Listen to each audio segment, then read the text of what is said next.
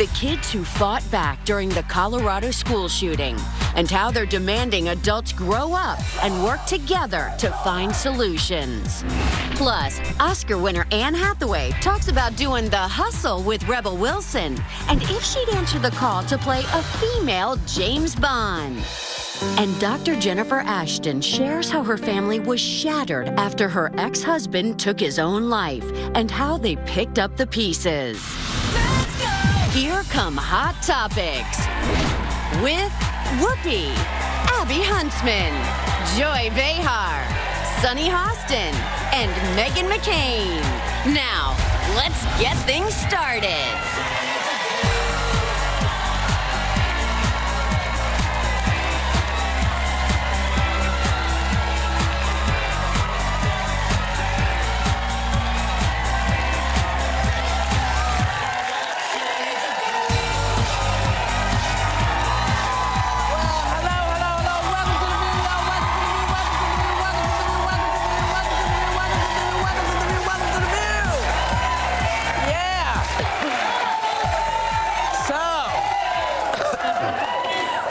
So, STEM school students in Colorado who bravely fought back against the shooters are being honored in the wake of the tragedy, including Kendrick Castillo, who made the ultimate sacrifice to save his fellow classmates.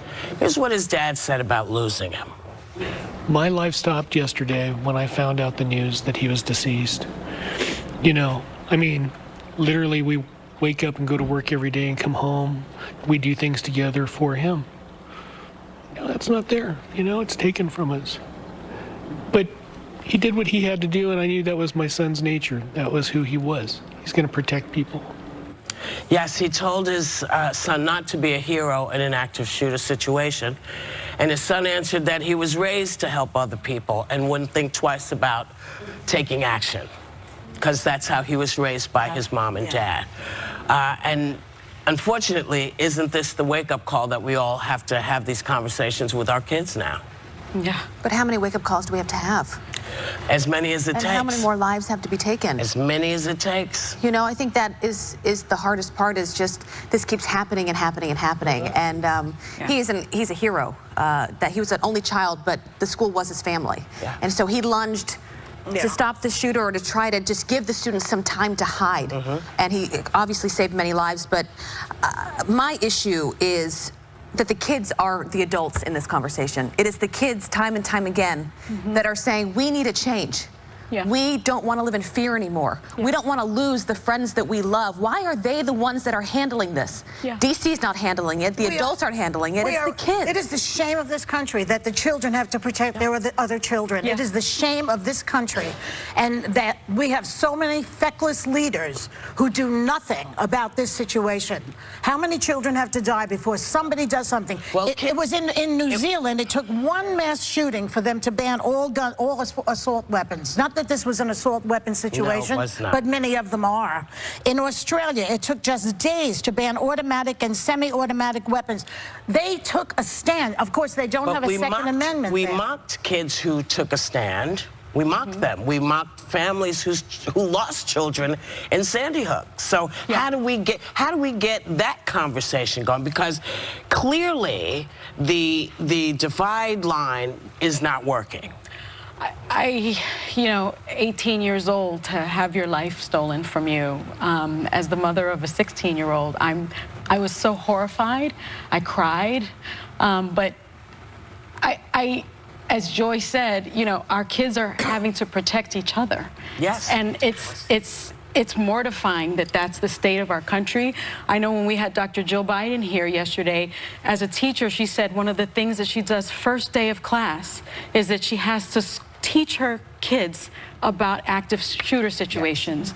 That wasn't my first day of class. No. My first day of class was about learning about my other classmates. And so I think the change starts with our vote.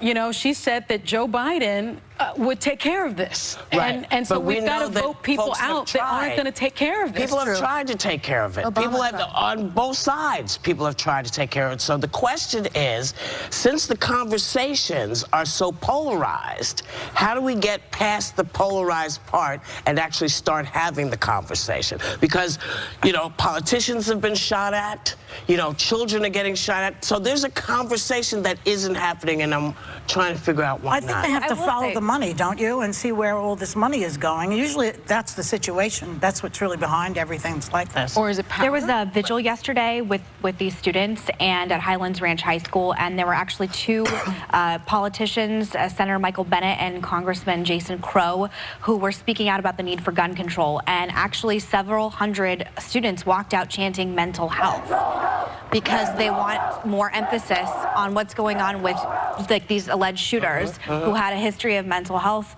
issues. And as we know, there were people in the past that had been flagged by the FBI numerous times and then somehow let loose. And I think that it's a holistic conversation as well, not just about gun laws, which is a valid one, obviously, but also about why we aren't paying attention to people who are struggling, who have serious problems, who aren't in control of themselves. I think that's also something we need to be focusing on as well. I have a question. I mean, every country has mentally ill people. And yet they're not having these mass shootings. So people have to think about that. Well, these kids also said we don't want to be used as political props. And I think that is so well taken. I think the politicians went too soon. I don't disagree. I don't think they were. I don't think they should have been there yesterday. I think the kids should have had the time to be with each other, and because that's the response you get. But I like the direction you're going in, because it's multifactorial, and I agree with you. It's not just one It's thing. not just one thing. It takes a person to pull the trigger. Exactly. Right? And then who is that person behind the gun, and how do you get to that point? There are a lot of factors. I think sort of gun control certainly is a factor, but mental illness is also a factor. And I think our teens are under so much stress at this point. There have been studies that say 20% of youth ages 13 to 18 live with mental health conditions, including depression and anxiety. And in fact, in 2018, the American Psychological Association found that youth aged 15 to 21 are especially concerned about guns and school shootings, and they are more likely to report mental health issues. And so at this point, they're not only dealing with teen angst, they're also concerned about being shot at school. But in Florida now, they have together. Ron DeSantis is trying to pass a law, I don't know if it's done yet, that the teachers should have guns now. They think that more guns is the solution. Can I just say one more thing? Kendrick Castillo, who was the student that died, he idolized his grandfather who served in the Marines, and he kept the flag that was draped over his grandfather's coffin close to him. And his dad said he loved patriotism. We are Hispanic by nature, but we love America to the core. And I think that's a really beautiful message, and it's really horrific that we have to be talking about this horrible tragedy, but kids like this really make you feel hopeful about the future, just in the sense that he loved America and he sacrificed himself, but it is a horrific. It is horrific. But it was just a week ago, Whoopi, it was Riley Howell. You remember what happened at UNC? Riley Howell, who was 21 years old, he was the one that charged the gunman, knocking him down. You always want to think you'll step up in these situations and you will help, but I can't imagine the fear you're in that moment. And a few days ago, Brendan Biley, I hope I'm pronouncing that right, Biley, 18 years old, there was another... he helped pin the gun down. This is another kid at the same time helped disarm one of the suspects here. And all those kids in Florida and all those kids are, look, this is where we are right now. This is where we are. So in the words of, well, it's not exactly the words, but cleaner, we either have to poop or get off the pot, because this is no longer acceptable. And we've seen it take the lives of little tiny kids, and we've seen it take the lives of 18-year-olds, and at some point, we're going to have to figure this out, or we're going to have a whole bunch of kids who are moving this way because they don't want to be shot, and that should never be what you think about at school. We'll be back. Later, Don Jr. subpoenaed. Does a Republican-led Senate committee still want answers on what he knew about plans to build a Trump Tower in Moscow? I promise that you'll never find another like me. You'll never find more fierce, strong, independent women. Hustle, Anne Hathaway. And Dr. Jennifer Ashton opens up about life after her ex-husband's suicide. Okay, welcome back. Alex, happy birthday. I didn't forget. We got into another. It was just, I couldn't just, you know. And Today's her birthday. Today is her birthday. It was many years ago today. Not that many. It was like a couple of years. Oh, you were a little scared of your daughter. No, but you know, when, you know, she wants to be here for bring your kid to work day, and I don't call. And then I forgot to say happy birthday. I sent her a whole bunch of stuff, but happy birthday, Alex. Happy birthday, Alex. Happy birthday, Alex. Happy birthday. Was born at 11 o'clock in the morning after, I'm not even going to tell you, so many hours I couldn't even believe it. But your daughter just had a birthday, too. She did. She's officially a teenager as of May 4th on Saturday. And what was so great was Warner Brothers allowed us to screen Pokemon Detective Pikachu with a bunch of her friends on Saturday. And the movie comes out tomorrow. And so cute. These kids love that movie so much. Yeah. I would encourage everyone to go out and see it, because, I mean, I haven't heard teenagers laugh that much at basically an animated film. I mean, it was unbelievable. So, All right. So thank you, Warner Brothers, for doing that for me. Thank you, Warner Brothers. Sorry. Now, the Republican... I like that.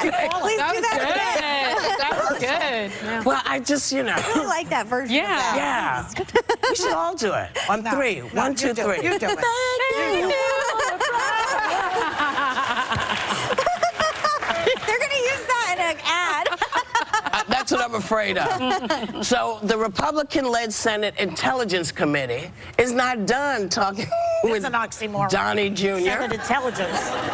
There's a lot of speculation that they may want a couple more answers about how much knowledge he had about the Trump Tower Moscow plan. You know, that's to build the big hotel in Moscow. And some sources say he may plead the fifth. Yeah. What do you make of this? Don Jr. I just don't understand. Well, one, I don't understand why they have to subpoena him, because he's already spoken to this committee, and he voluntarily spoke to the committee, and he said at that time that he was just tangentially aware of this Moscow project. But then Michael Cohen testified that he had 10 meetings with Donald Trump Jr.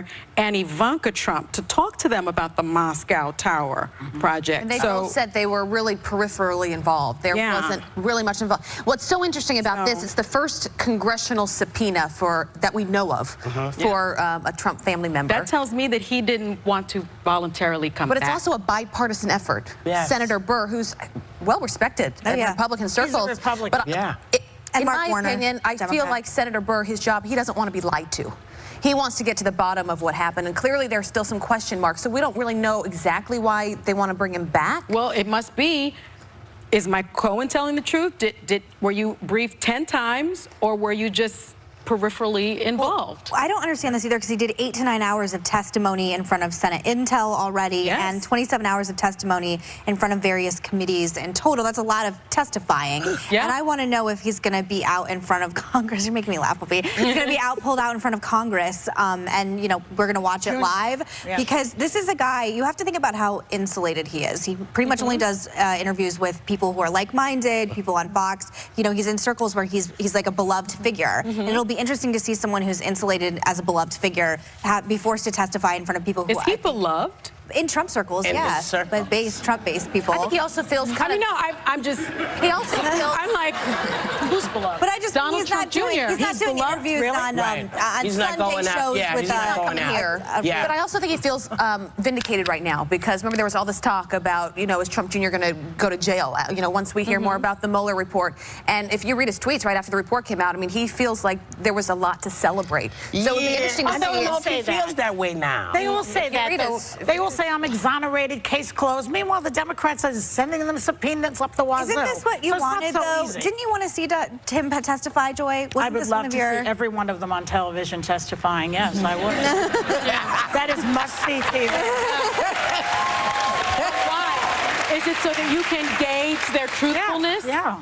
Do you want to gauge their credibility? I can tell when they're lying. But I do think I'm a little bit worried. I'm wondering about this Burr, this Senator Burr. It's like really all of a sudden a Republican doing the right thing. He's a really great weird. guy. No, he's actually known for being Yeah, really but see, you bipartisan. can't do that. You can't do that. If we've been saying, he's a truly how decent come why aren't they standing? Well, somebody's standing up. Yeah. Somebody is standing up and say, I keep don't. your eye on it.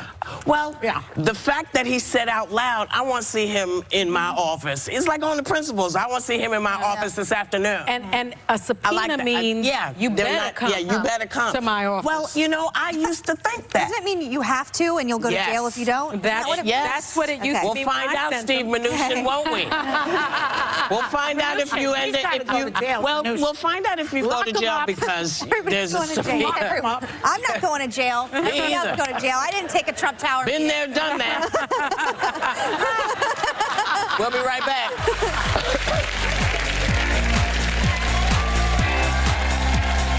And daughters who take their relationship to new extremes. Take a look. She's my best friend. You're my best friend.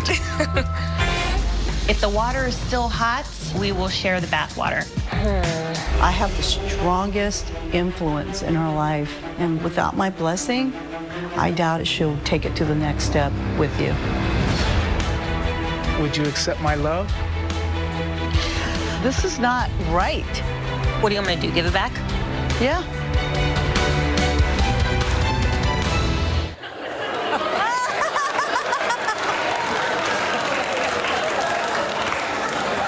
Can I just ask a question? There's a water shortage, apparently. Oh, is that what you could ask? I think I said in the meeting. That's like, remember when we were elsewhere, we had the housewives on. Yeah. And one of the ladies' mother, she was having trouble with her mother. And we had the mother and the daughter, it was Candy. Oh, yeah, Candy Burris, yeah, Right. and her mom. And her mom. Mama Joyce. Mama Joyce. And her we husband, said, You see, I said Megan's gonna know. Yeah. And we said, you need to back off and let her make her own decision. Yeah. The woman is over 25. Yes. What the hell? Yeah. And the bath water? This is so disgusting. It's so disgusting. Not only did they do that, they let it get filmed for us to talk about our view. Yeah. So gross. Taking it to a new level. People do anything to be on television. Look at us. I wouldn't get in bath water with my mom. I know. No, I wouldn't get in bath water with y'all. I know. I'm so close to my mom. Actually, speaking of baths, But do you my take mom. baths together? No, my mom takes a bath every night, and she passed that down to me. Had a little break there before. I was afraid she was going to say, I know. I was like, oh no. Well, because bath time, like I remember coming home after like hanging out with friends, and my mom would be in the bath, and I would sit on the bathroom floor, and that's when we had like some of our most memorable conversations together. I would tell her everything. No, I would never share her bath water. I'm sorry, you can drain it and you can refill the bath, but like I understand the relationship and the bond you have When as they're a little, mom. when they're small, we can take a bath with your For child. how long though? What is the cutoff age? Yeah. Oh, yeah. they release in the water. Yeah. I never did that. I'm not sitting in there with that. I never did that, but I have friends that have done that. No, not that young. A little bit older, but they're toilet trained. So what is the age bracket? Toilet training. No. After they're toilet trained, then you can take them out. No. I feel like a hard no, too. No. Yeah. It's a hard no. No. I'm actually with Joy on this one. I think it's okay. No. Nada. Do you remember somebody we know very well used to do that with her daughter? Yes. And they were and very it was To really what age? ridiculous. To what age? 25. No. We'll be right back. Oscar winner and star of The Hustle, Anne Hathaway, gives you the real deal on an epic online conspiracy theory about her and her husband. Next. Anne Hathaway plays a master con artist who teaches co-star Rebel Wilson about one of the easiest targets to hit. Take a look. What do men want? Boobs. No. Back door. Front door. Pegging. Oh my God. Threesome. What is it? What's the answer? They want to be heroes. There is nothing more compelling to a man than a vulnerable woman. Observe. Oh, wow. You can just tear up like that. You can just balance a tear right on that lower lid. And can you make the tear roll down your cheek? Oh. Okay. But can you make it go back up? No, you try. Please welcome Anne Hathaway.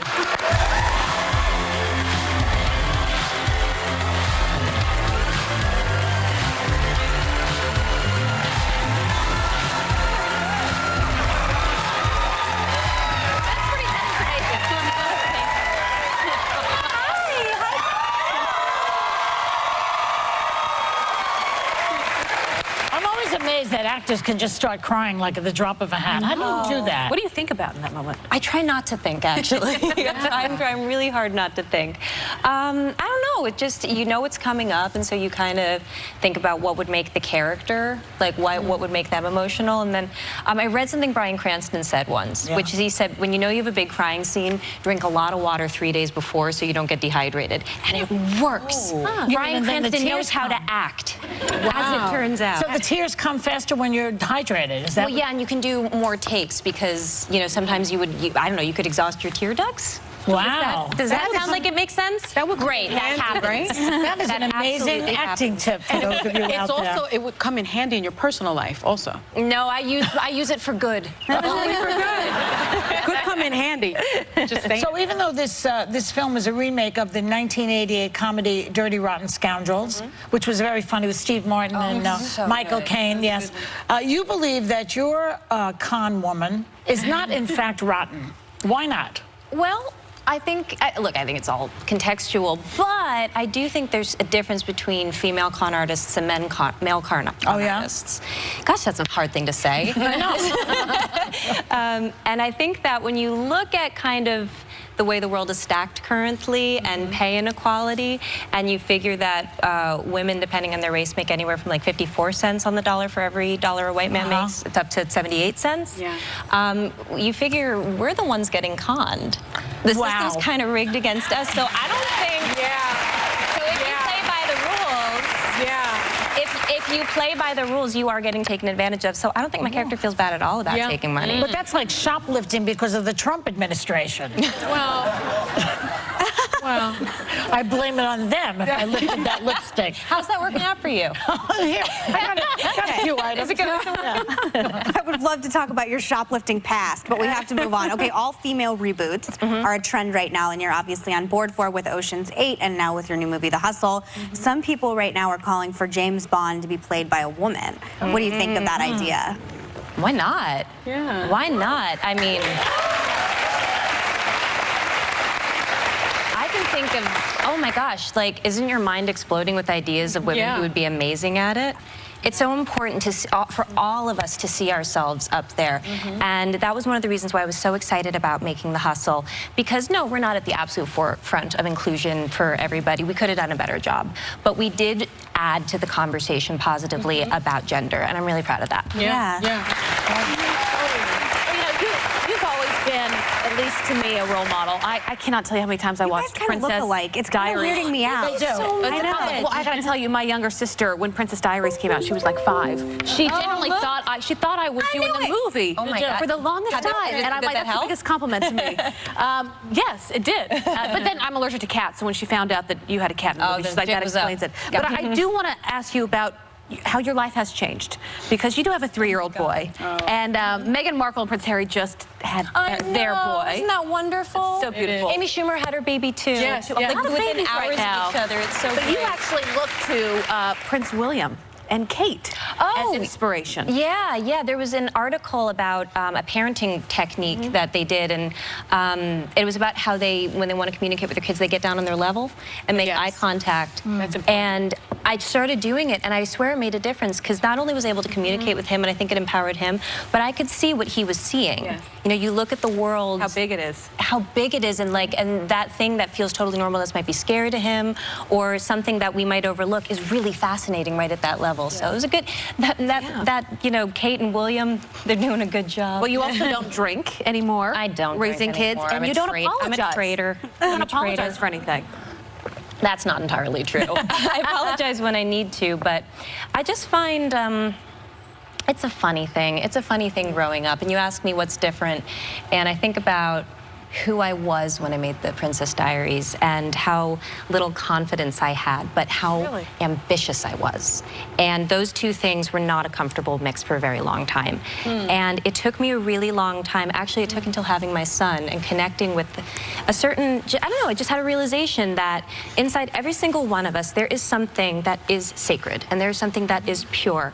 And I think it's important to acknowledge that in everyone, but we have to acknowledge it in ourselves. And when I started doing that, I didn't want to apologize for taking up space. So maybe in the beginning of my career, I would have come out here and I would have felt like I was wasting your time, or I would have felt like just really insecure, like I didn't have anything to say, or that if I did, it would come out wrong.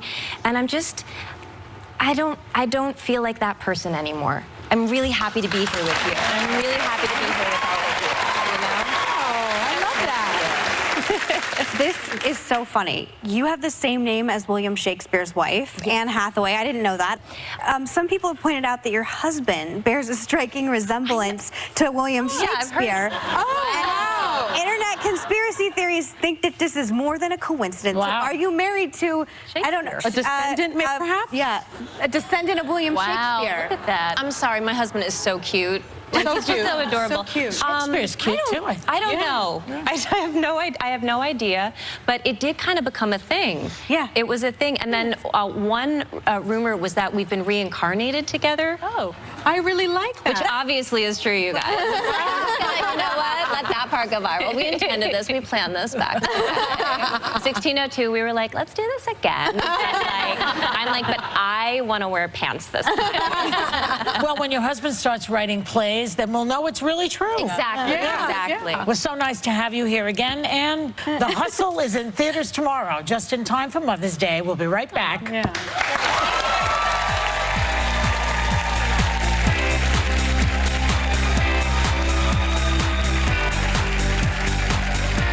Reality for ABC News chief medical correspondent Dr. Jennifer Ashton when her ex-husband and father of her 2 children died by suicide.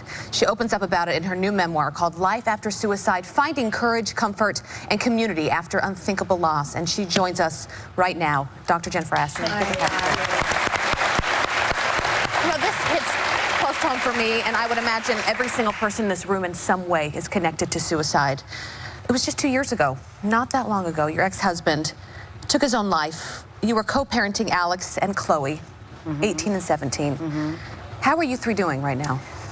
Well, first of all, thank you guys as my Fem tribe for having me here to talk about this, because we really are family. You know, we're doing, thank goodness, pretty well. We have our sad days for sure. We're incredibly lucky to have a great therapist. And, you know, we're all learning about this concept of post-traumatic growth, which I didn't even know was a thing.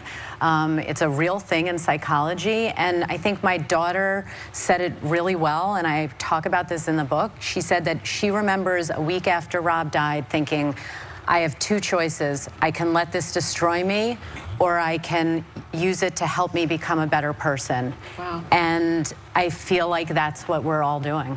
She's a mature woman. It really unbelievable. But you know, the one question that I'm sure you get all the time, when you look back, were there signs?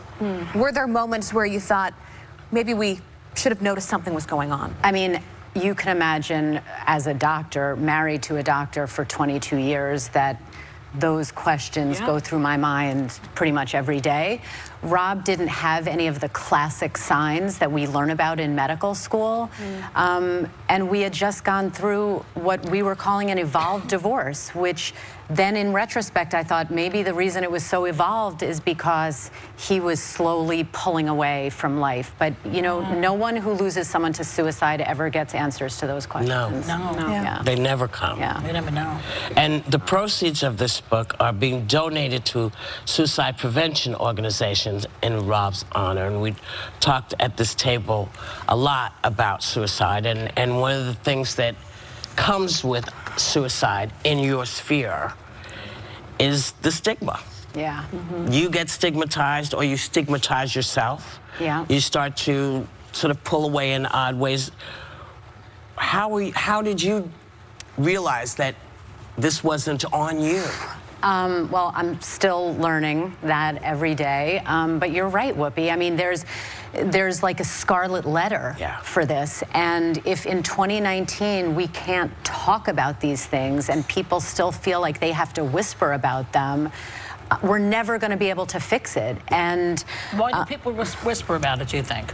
I think that we whisper about mental illness in this country, and you know, we think about the analogy, which again came from one of my children. If someone dies from cancer, people aren't angry at that person. They're not embarrassed. There's no shame in that game. We need to start thinking of mental illness no differently than heart disease and cancer. Absolutely. And get rid of that stigma. Well, remember, this is new for the United States. We used to put people away who had cancer. We used to hide folks and not talk about any of it. So it's not surprising that we're just sneaking up on it. But, you know, you have to remind yourself every day that, you know, you got to go forward. Yeah. Absolutely. It's so difficult because I guess when you lose someone like that, you think, well, what did I do? What could I have done? All those things must go through your head, right? The blame, shame, anger, and guilt. And when I decided to share our story, one of the conditions was that it wasn't just our story, but the stories of other survivors that I met and that reached out to me, and I talk about them in the book. And we all have gone through that shame game, you know, from day one, and the blame and the guilt and the anger. So these are important emotions that we all have to kind of address head on. You know, Dr. Ashton, we had Jill Biden on the show yesterday, and she was talking about grief and loss with us. You share your own process by saying that at times you felt angry, other times guilty about laughing, or just experienced some level of happiness. I relate to all of that. Grief is a tricky bastard. It just is. How have you been working through that, and does it get any easier? I mean, I have been working through it because I've been educated that grief is really just love. You know, you don't grieve someone you didn't love. And so once you acknowledge that, I think you can almost welcome those feelings of grief a little bit.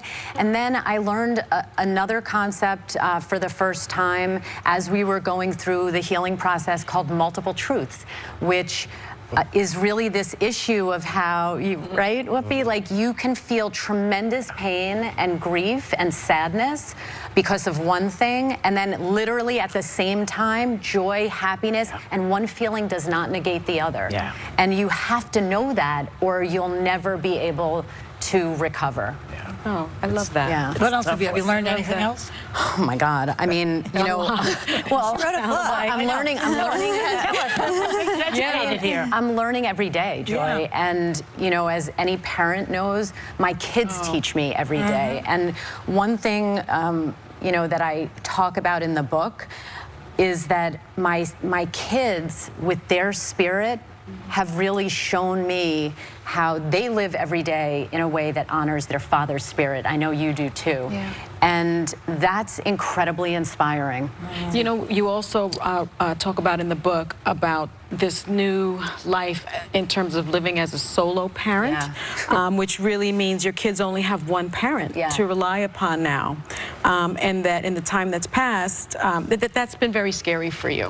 You know, whether you're a solo parent by choice or you're a solo parent through the death of a spouse or the other parent, it's really scary, and there's a lot of pressure. And I feel like if something happens to me, my kids will have no one. And you know, the funny thing that happened, because there was a moment of comedy, when I finally found new love, and I was Everglading, kayaking, and I sent my kids this picture saying, look at this picture. I was kayaking with alligators, and I sent her a picture, my daughter. There it goes. There's a 12-foot gator, and there I am with my love, Todd. And my daughter said, what's next? Bungee jumping, you know, you can't, you've got to be careful. And so, You know what, that is a good point to end on, but thank you. Thank you for speaking out. You are impacting more lives than you even realized. Thank you. Our thanks, of course, to ABC News Chief Medical Correspondent, Dr. Jennifer Ashton. And if you or someone you care about is struggling with thoughts of suicide, please know that you are not alone. The National Suicide Prevention Lifeline is available 24/7. You can call 1-800-273-8255. And please, please go buy Life After Suicide. Dr. Ashton's book is available now, and members of our studio audience, you are going home with the book as well. Thank you so much.